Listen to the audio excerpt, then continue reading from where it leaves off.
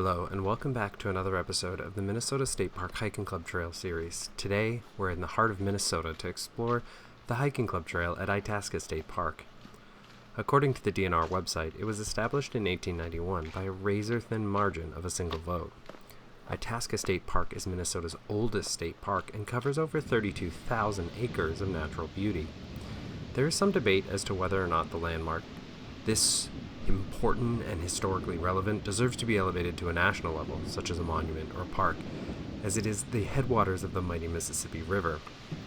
If the argument can be made to elevate any of the state parks within the Minnesota State Park system, this would certainly be a top contender.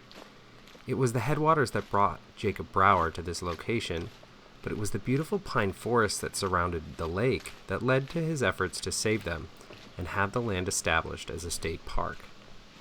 It was Henry Schoolcraft, the namesake of another nearby state park, that named Itasca, but using pieces of Latin words for true head to emphasize that this was the true headwaters of the Mississippi River. The wildlife within the park is similar to other northern parks and includes porcupine, beavers, black bears, wolves, and deer. It is a rare possibility that you might also catch a glimpse of a moose, either on the trail or driving through the park. The type of land which the park covers is called a knob and kettle, a description of the varied mounds and depressions formed by the glacial activity in the area. In this particular area, formed at the leading edge of repeated glacial advances. As you might expect from that, the ground includes coarse gravelly material and boulders strewn throughout the area. The headwaters is the major draw, but not the only attraction of this park.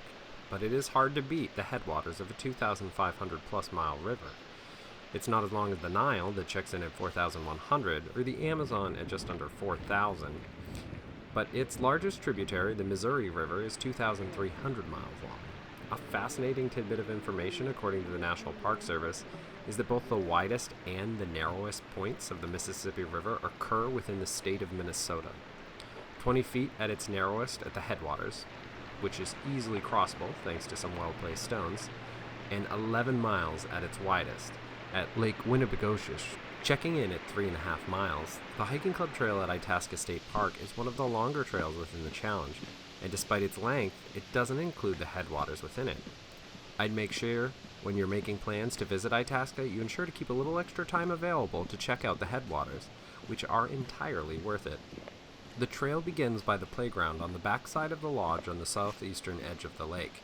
Be warned, unless you go between fall and early spring, the bugs will be fierce and dense. I took the trail once in midsummer, and I essentially had to sprint to keep the bugs off of me, and even that was only moderately effective. I took it again in peak foliage, and this is one of the better state parks to visit during peak foliage. We also took the time to hike out to the Fire Tower, which gives a fantastic view of the park and looks amazing during peak foliage. Within a short period of time, the trail brings you out over the Wilderness Drive towards Mary Lake. As you cross the road, take a little detour to see directly out onto Mary Lake. It's a beautiful scene worth the additional time. You continue winding down the trail, but keep an eye out, as there was significant animal activity, and we saw several varieties of birds scurrying through the undergrowth within this section.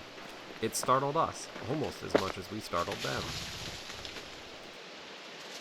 The trail then turns back, and you pass through several small lakes, and by some of the Backpack Inn campsites. These campsites are absolutely beautiful. And when we took the trail out, there was no occupants within the campsite, so we detoured slightly to get some views of what the campsites might look like. If backpack camping is your thing, these sites are absolutely gorgeous, with right on the lake views and pit toilets that are far enough away, but not too far away. The trail then takes you back towards where you started, winding through the woods. There's an intersection that you could take the Fire Tower trail if you'd like to make it a part of this hike, or you can drive to it on your way through the park. It's a beautiful view from up in the tower, and I highly recommend you take the time to trek up it. My favorite part of this trail is the distance you seem to put between you and civilization, especially in the fall foliage.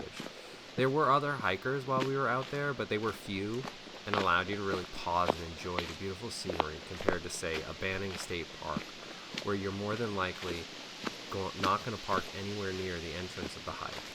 And usually on the side of the road.